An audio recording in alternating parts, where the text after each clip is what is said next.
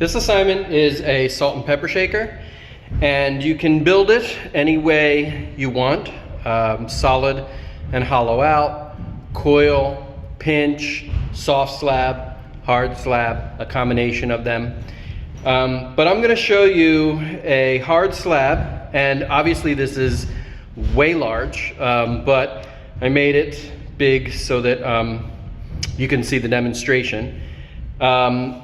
The most important thing about the two most important things about the salt and pepper shakers is that the holes are the right size, not too small, not too large, and I'll show you how to do that. And that we have a stopper, and that the stopper fits in a hole that you make and doesn't, go through or fall out. And I'll show you how to do that. So the first thing you're going to want to do is make your salt and pepper shaker. And I've made it, like I said here, a square, a little bit large. And I've put 3 different types of feet or foot on it because you want it raised so that when you have the stopper in it, that it doesn't sit on the stopper. All right. Now, right now, the stopper is cut to about that size, so it would fall through, but clay shrinks, and it's going to shrink so that it fits perfectly, right? If you measure it and cut it, when it's fired the second time, the glaze fire, it will be the right size. But you want to have a foot. So here I've got actually, 4 raised feet so that it doesn't sit on the stopper. Here I've got a little square, but it's in from the edge a little bit so that when it sits, you can see it's a little bit up and off of the table. This one's off of the table also, but it looks a little bit different.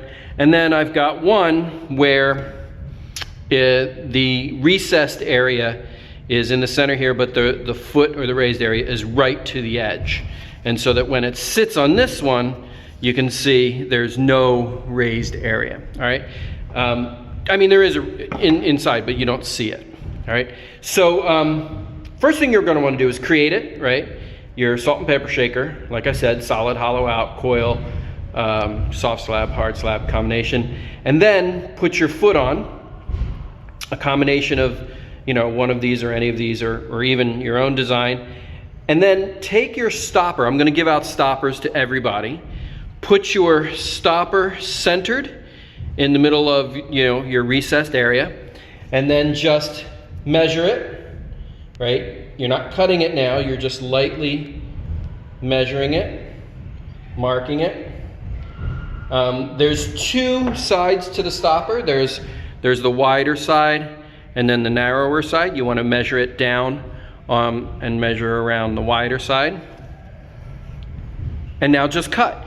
And the most important thing here is cut towards the inside of your mark.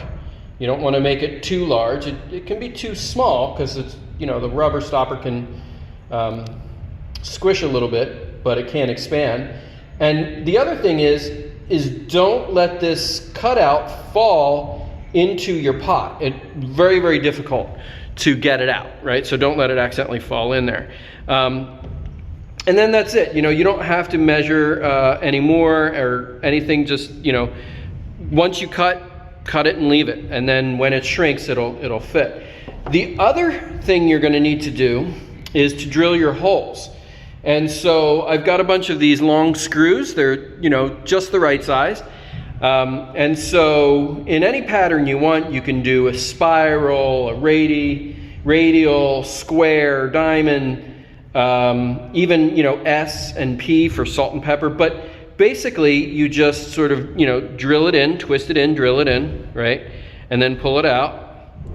And the key here is don't go too close so that that area between the holes is really thin and really fragile, but don't go too far either. And so you may have to experiment a little bit with whatever that means to you. But also don't worry too much about all these little crumbs, because once this is bone dry, they will come away a lot easier than trying to mess with it right now. But if you do this, you'll get just the perfect hole size, because again, it does shrink, and when you add glaze, that adds a little bit to it also, and so these holes will get a lot smaller. But that's really it. So whatever you decide to make, there's a whole nother lesson on design, and I'll talk to you about that in a little bit, like, you know, what your design of your salt and pepper looks like. But this is the mechanics of it, where you have the stopper and then the holes for the salt and pepper.